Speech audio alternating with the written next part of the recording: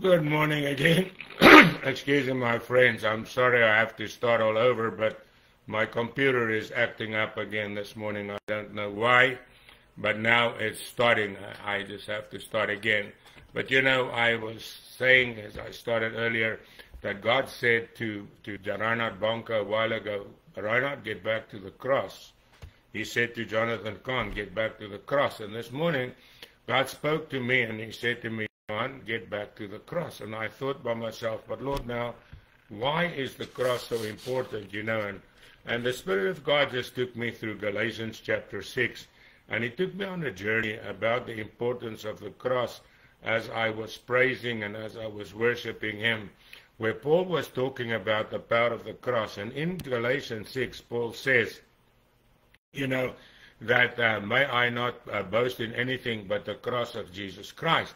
And then he talks about the people that was on the wrong side of the cross. And he says that they were trying to please God by obeying the law, right? And you cannot please God by obeying the law. You can only please God by doing his word, right? And so what happened is, he says, they boast in the cross of Christ because they think in keeping the law they can be saved. But what is the problem with that?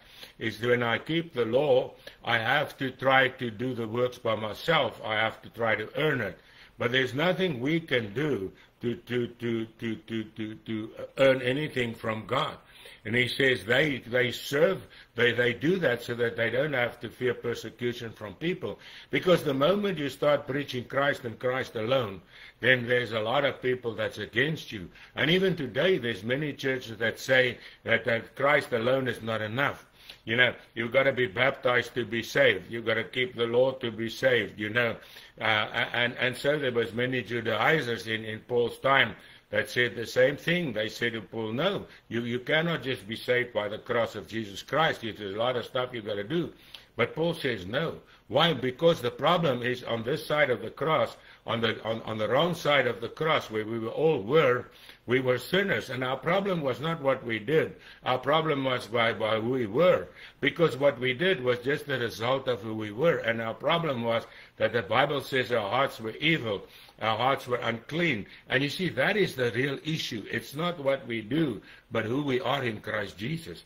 You see, and that is why on the wrong side of the cross, you try to earn your way to God. You try to please God. You try to do stuff to please God.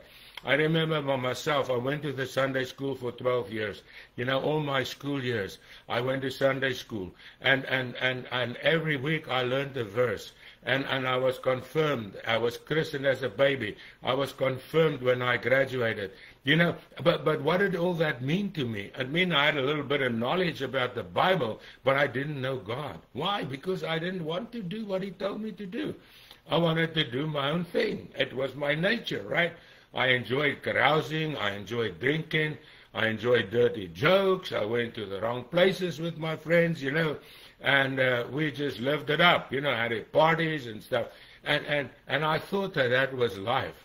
But, you know, that was really death. Because why? God was not in it. It was just me and me. But you know what I found out later? That me is not enough. I couldn't make it on my own. And that is when I realized that, you know, that I needed Christ. But when I came to Christ, you know, what I had to do? I had to go from the wrong side of the cross to the other side of the cross.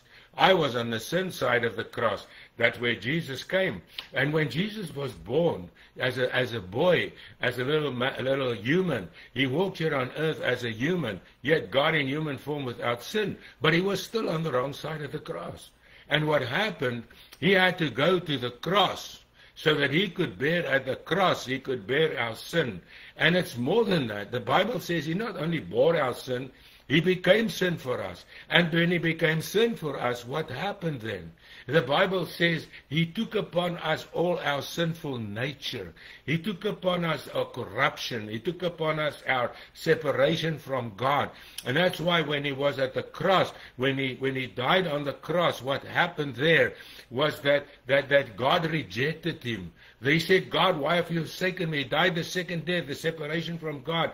His soul and spirit was separated from the body when when he died. But what happened at the cross? At the cross was the greatest of all victories. When Jesus cried it was finished, it was not a cry of defeat, it was the greatest of all victories. Because what happened? He says, I have conquered. It's a cry of a victor that was in a bloody battle, and he killed his enemy, and he stands with his foot on his head, and with a sword in his hand, and he says, I've overcome. I've conquered. Yes, he was hurt and bloodied and he was beaten.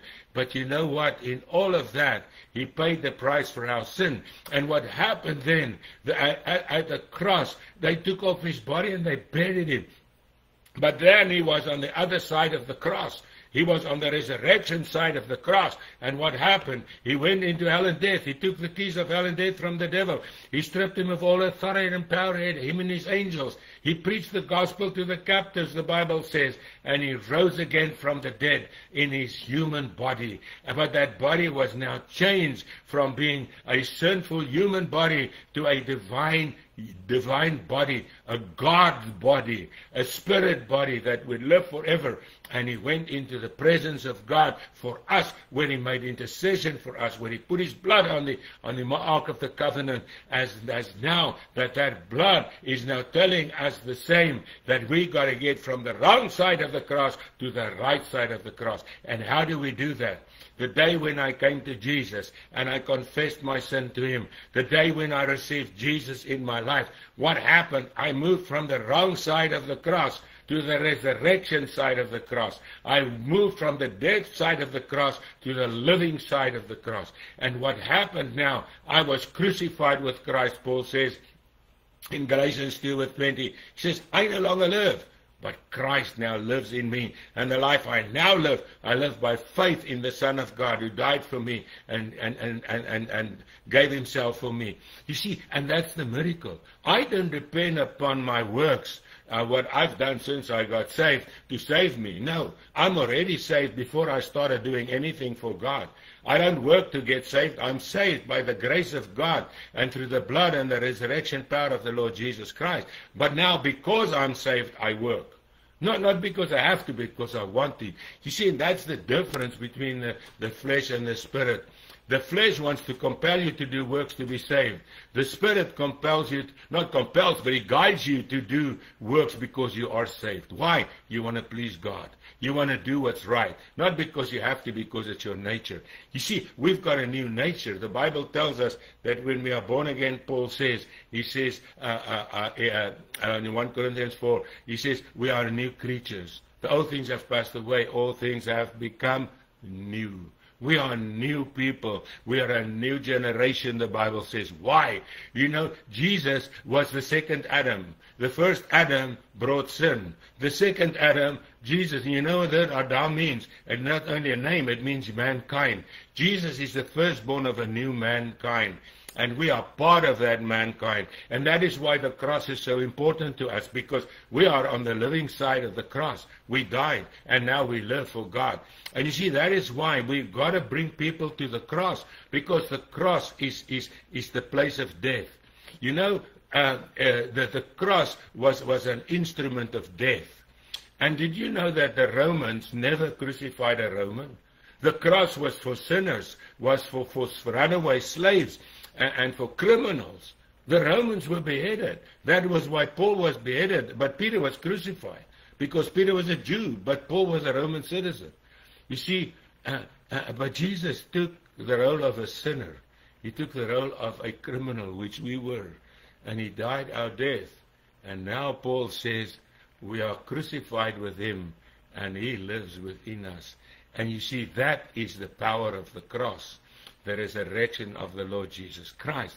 So now all things are possible through Christ, who gives us the strength. You remember, we talked about it a couple of days ago, that now, and that's what's important to us, because I'm on the right side of the cross. I'm on the resurrection side of the cross, right? And what was on the resurrection side of the cross? What waited for Jesus? He was going back to heaven, right? The angel said when he ascended in heaven on a cloud, hey guys, he's coming back.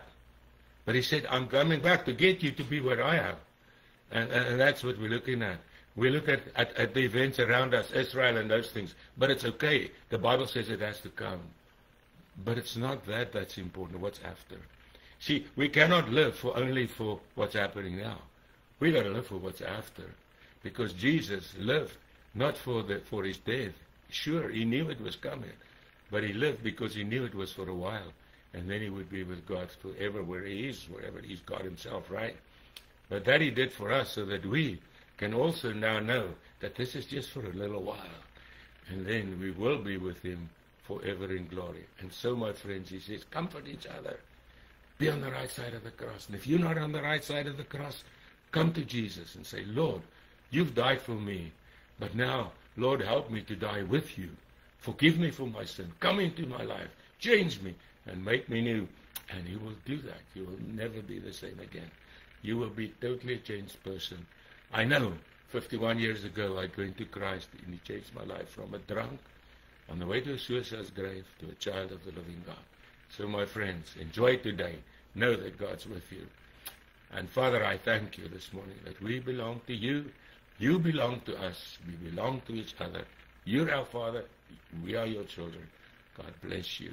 And have an awesome day in Jesus. And again, I apologize for my computer, but it's what it is, right? But still, God's the same. He hasn't changed. And so we are in him, being changed from glory to glory, Paul says. Enjoy the day.